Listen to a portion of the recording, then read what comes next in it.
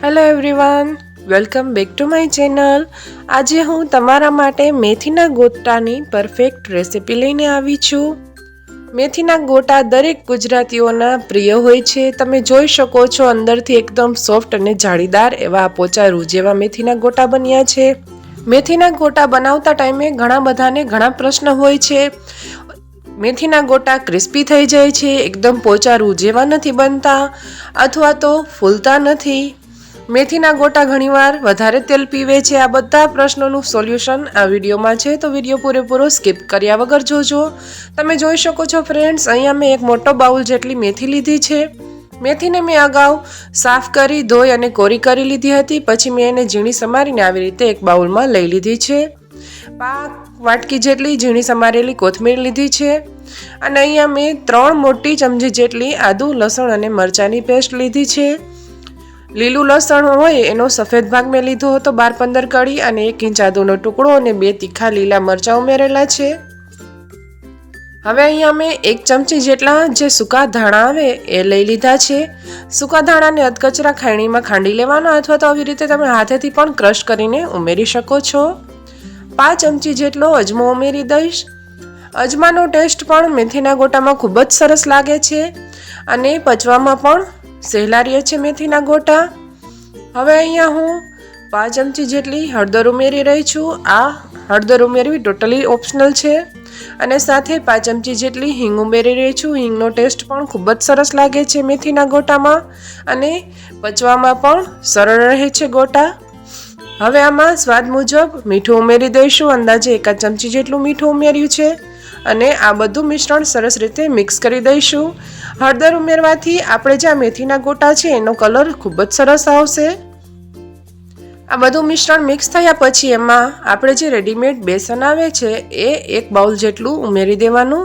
અહીંયા તમે જોયું એ રીતે સ્ટાર્ટમાં મેથીની ભાજી 1 મોટો બાઉલ લીધી હતી, તો આપણે અહીંયા બેસન પણ એટલું જ લેવાનું છે। જો તમને મેથીની ભાજી ઓછી પસંદ હોય તો થોડું ઓછું વધારે પ્રમાણ કરી શકો છો। અહીંયા મેં બંને માપ સરખા લીધા છે, 1 બાઉલ મેથી અને 1 બાઉલ લોટ। તો આવી રીતે લોટને મેથીમાં પહેલાં સરસ રીતે મિક્સ કરી લેવાનું અને પછી થોડું થોડું પાણી ઉમેરતા જઈ સ્પૂનની મદદથી કે પછી વિસ્કરની મદદથી તમને ફાવે એ રીતે બેટર બનાવવાનું। પણ બને તો આવી રીતે હાથેથી જ સરસ રીતે ફેટી અને આપણે આવું મીડિયમ થીક એવું મિશ્રણ બનાવી લેવાનું છે। મેથીનું આ બેટર બનાવ્યા પછી આવી રીતે ચેક કરી લેવાનું। એકદમ રિબન જેવી ડ્રોપિંગ કન્સિસ્ટન્સી ન હોવી જોઈએ। તમે થોડું મિશ્રણ હાથમાં લઈને ડ્રોપ કરો તો સરસ રીતે પડવું જોઈએ। હવે આ બેટર આપણું બનીને તૈયાર છે, તો ફાઇનલી એમાં 2 ચપટી જેટલો ખાવાનો સોડા, જેને આપણે ભજીયાનો સોડા કહીએ છીએ, એ ઉમેરી દીધો છે અને અડધો લીંબુનો રસ ઉમેરી દેવાનો છે।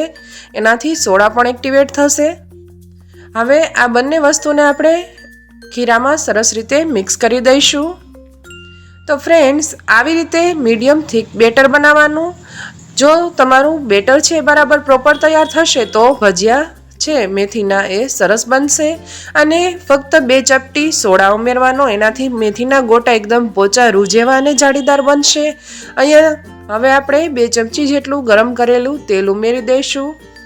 તેલ ઉમેરવાથી મેથીના ગોટા સોફ્ટ તો બનશે, સાથે સાથે એ લાંબો સમય સુધી સરસ એવા સોફ્ટ રહેશે, એકદમ ડ્રાય નહીં થઈ જાય અને ખાવા ટાઈમે પણ ઠાસો ગળે નહીં આવે। અહીંયા સોડા આપણે 2 ચપટી જ ઉમેરવાનો છે, વધારે ઉમેરશું તો પણ મેથીના ભજીયા છે આપણા એ તેલ વધારે પીશે। તમે જોઈ શકો છો ડ્રોપિંગ કન્સિસ્ટન્સી જેવું આપણું મિશ્રણ તૈયાર થયું છે। આ 2-3 વસ્તુનું ધ્યાન રાખશો તો તમારા મેથીના ગોટા પણ પરફેક્ટ બનશે। હવે આપણે અહીંયા તેલ ગરમ કરવા મૂકી દીધેલું હતું, મેં અહીંયા તેલ વધારે લીધેલું છે। ભજીયા સરસ રીતે આપણે ઉતારી શકીએ એટલું તેલ લેવાનું, અંદાજે 1.5 લીટર જેટલું। પછી એમાં મીડિયમ ગરમ થઈ જાય તેલ પછી આપણે આવી રીતે થોડું થોડું મિશ્રણ હાથમાં લઈ અને તમે જોઈ શકો છો એ રીતે હળવા હાથે આપણે અંગૂઠાની મદદથી થોડું પુશ કરી અને તેલમાં મેથીના ગોટા આવી રીતે એક પછી એક મૂકતું જવાનું છે। અહીંયા તમે જોઈ શકો છો આપણું મિશ્રણ એકદમ પરફેક્ટ બન્યું છે, જેથી મેથીના ગોટા પણ એકદમ સરસ પરફેક્ટ બનશે. અને મેથીના ગોટા એકદમ સરસ ગોળ બનાવવા માટે મિશ્રણને લઈ અને આવી રીતે થોડું લેફ્ટ રાઈટ રબ કરી અને પછી હાથમાં લઈ અને મિશ્રણને તેલમાં મૂકશો તો ગોટા તમારા અનઇવન શેપમાં નહીં બને, સરસ એક સરખા ગોળ શેપમાં આપણા મેથીના ગોટા બનીને તૈયાર થશે. ભજીયા તો બધાને બનાવતા આવડતું જ હોય છે, પણ જે બિગિનર્સ હોય એના માટે મેં આ ક્લિપ એડ કર્યું છે. પછી બધા મેથીના ગોટા તેલમાં ઉતાર્યા પછી આવી રીતે એકવાર ઝારાની મદદથી અલટ પલટ કરી દેવાનું છે. અહીંયા ફ્રેન્ડ્સ આપણે ખાસ કરીને ગેસની ફ્લેમ મીડિયમ અથવા તો મીડિયમ ટુ લો રાખીને જ કરવાના છે મેથીના ગોટા. જો તમે ફાસ્ટ ફ્લેમે કરશો તો ભજીયા છે એ બહારથી એકદમ સરસ ગોલ્ડન કલરના તળાઈ જશે અને અંદરથી કાચા રહેશે. મીડિયમ તેલ ગરમ હોય એમાં મેથીના ગોટા ઉતારવાના અને પછી મીડિયમ ટુ લો ફ્લેમ ઉપર આપણે એને તળશું. માત્ર ને માત્ર 2 થી 3 મિનિટમાં જ આપણા મેથીના ગોટા સરસ રીતે તળાઈને રેડી થઈ જશે. અને જો તમે પહેલી વાર આ મેથીના ગોટા બનાવતા હોય તો જ્યારે તમે મેથીના ગોટા ઉતારો ત્યારે એકદમ વધારે બબલ્સ બનતા હોય છે તેલમાં, અને પછી તમે 1 થી 2 મિનિટ માટે આવી રીતે અલટ પલટ કરી અને તળતા રહો તો પછી જે બબલ્સ છે એ ઓછા થઈ જાય છે. તમે જોઈ શકો છો અત્યારે આપણા મેથીના ગોટા પરફેક્ટ તળાઈને રેડી થઈ ગયા છે. અહીંયા આપણે એકદમ લાઇટ ગોલ્ડન કલરના મેથીના ગોટા તળવાના છે. આ મેથીના ગોટા સરસ રીતે અંદરથી પણ કૂક થઈ ગયા છે, એકદમ પોચા રૂ જેવા બનશે અને બહારથી પણ સરસ સોફ્ટ જ બનશે. જો વધારે તળશો તો એકદમ બહારથી ક્રિસ્પી બની જશે અને ચવળ પણ થશે. આવી જ રીતે બીજો બેચ પણ હું બનાવી રહી છું મેથીના ગોટાનો. તમે જોઈ શકો છો એ રીતે મીડિયમ ફ્લેમ ઉપર જ એક પછી એક આવી રીતે ફટાફટ મિશ્રણ લઈ અને તેલમાં આપણે મેથીના ગોટા મૂકતા જવાનું છે. અને હા ફ્રેન્ડ્સ, એક જરૂરી વાત, તમારે જે સાઇઝની કઢાઈ લીધી હોય અને તેલ હોય એ પ્રમાણે મેથીના ગોટા ઉતારવાના છે. અને કઢાઈમાં મેથીના ગોટા સમાય એના કરતાં થોડા ઓછા જ મૂકવાના છે, જેથી મેથીના ગોટા છે એને તળવાનો, રોટેટ થવાનો અને ફૂલવાનો પ્રોપર સ્પેસ મળી રહે. તો તમે જોઈ શકો છો બીજા બેચના મેથીના ગોટા છે એ પણ મેં તેલમાં ઉતારી લીધા છે. હવે એને અલટ પલટ કરી અને આપણે મીડિયમ ફ્લેમ ઉપર 1 થી 2 મિનિટ માટે તળી લઈશું. અત્યારે તમે જોઈ શકો છો આપણે જે આ મેથીના ગોટા તૈયાર થયા છે એનો કલર પણ ખૂબ જ સરસ આવ્યો છે. એના માટે જ મેં થોડી હળદર ઉમેરેલી હતી. તમારી પાસે જો યલો ફૂડ કલર હોય અને યુઝ કરવો હોય તો એ પણ તમે 2 ચપટી જેટલો ઉમેરી શકો છો, પણ એના કરતાં હળદર છે એ બેસ્ટ ઓપ્શન છે. ધીમા તાપે 2 થી 3 મિનિટ જેવો સમય લાગશે તો આપણા મેથીના ગોટા તળાઈને રેડી થઈ જશે. તમને જોઈને અંદાજો આવી જશે.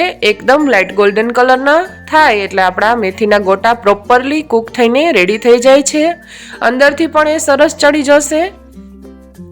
અને ટ્રસ્ટ મી ફ્રેન્ડ્સ, એકવાર તમે મારી આ રીતથી મેથીના ગોટા બનાવશો તો તમને તો પસંદ આવશે. તમારા ફેમિલી મેમ્બર કે કોઈ ગેસ્ટ આવે એને બનાવીને આપશો તો એ પણ તમારા વખાણ કરતા નહીં થાય કે એવા સરસ મજાના મેથીના ગોટા થાય છે.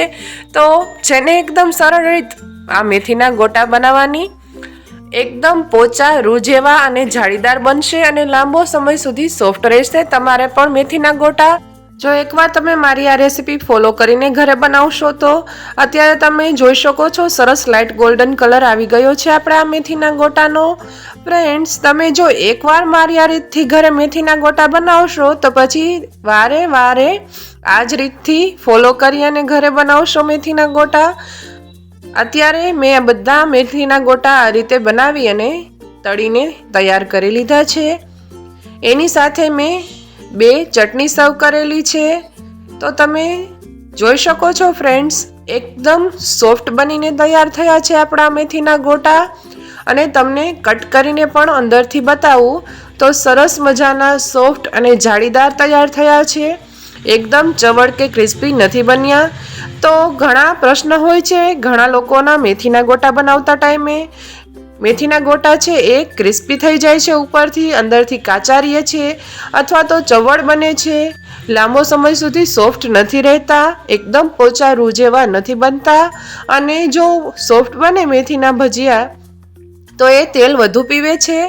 તો હવે તમને આ બધા તમારા પ્રશ્નોનું સોલ્યુશન આઈ હોપ મારા વિડીયોમાં મળી ગયું હશે. તમે જોઈ શકો છો સરસ મજાના સોફ્ટ અને જાળીદાર બનીને તૈયાર થયા છે આપણા મેથીના ગોટા. એને મેં લાલ મરચાં અને શિંગદાણાની ચટણી અને ફુદીના ટમેટાની ચટણી સાથે સર્વ કરેલા છે. તમે એને ખજૂર આમલીની ચટણી કે કેચપ જોડે પણ ખાઈ શકો છો. તમને જો મારો આ વિડીયો પસંદ આવ્યો હોય તો વિડીયોને એક લાઇક આપી દેજો અને ફ્રેન્ડ્સ અને ફેમિલીમાં વધુમાં વધુ શેર કરજો. અને મારી ચેનલ ઉપર નવા હોય તો મારી ચેનલને સબસ્ક્રાઈબ કરવાનું ભૂલતા નહીં.